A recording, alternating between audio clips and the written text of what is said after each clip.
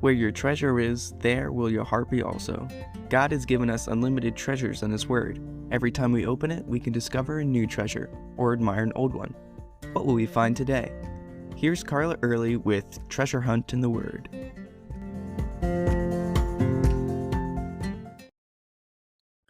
Yesterday, we left Stephen, full of faith, wisdom, and power of the Holy Spirit, debating with his former friends. They realized that they were losing the debate. They couldn't win when Stephen was on the side of the Holy Spirit. When we make a stand for the Lord, when we're on His side, that means anyone else is outnumbered and they're going to lose. One way or another, they are on the losing side because they're not fighting against just us. They're fighting against God Himself. So what did the people from the synagogue of the freedmen do? They cheated. We're in Acts 6:11 and 12. It says, "Then they secretly induced men to say, 'We have heard him speak blasphemous words against Moses and God.' And they stirred up the people, the elders, and the scribes, and they came upon him, seized him, and brought him to the council." Doesn't this sound a whole lot like Jesus' trial? False witnesses, quick trial before the Sanhedrin, a mob stirred up and angry. This would not end well.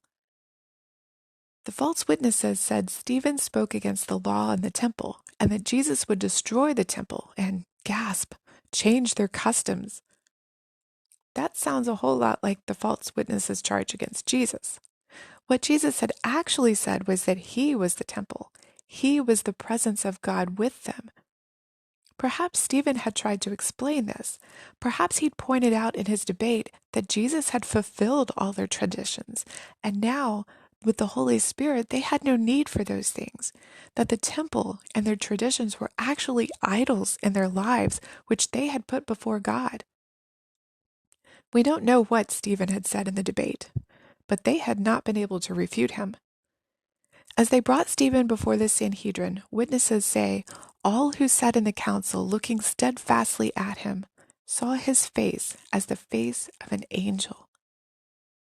If you think about it, Luke, who wrote the book of Acts, wasn't there to see this.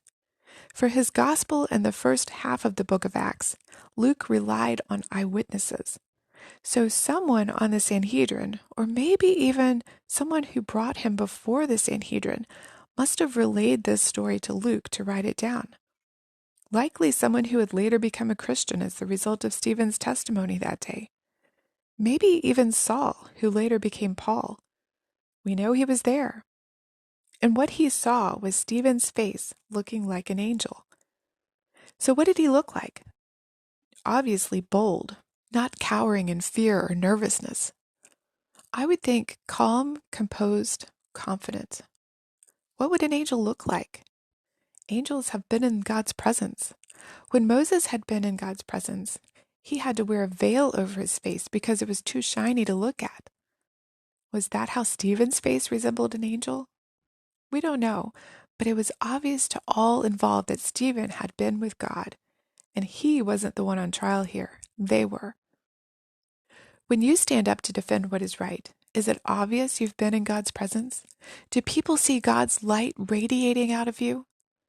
At your work, do even antagonistic people respect you because you're obviously a Christian? Do people come to you with their problems or ask you to pray for them because they know you have an inside line to God? How can you be that presence of God in your sphere of influence? Have you been afraid to step out and stand up for the things of the Lord? How will you trust Jesus to help you? You can contact us at treasurehuntintheword@gmail.com. We'd love to hear the treasures God has given you through His Word. You can listen to other episodes at our website, which you can find in the description below. Thanks for listening, and remember, where your treasure is, there will your heart be also.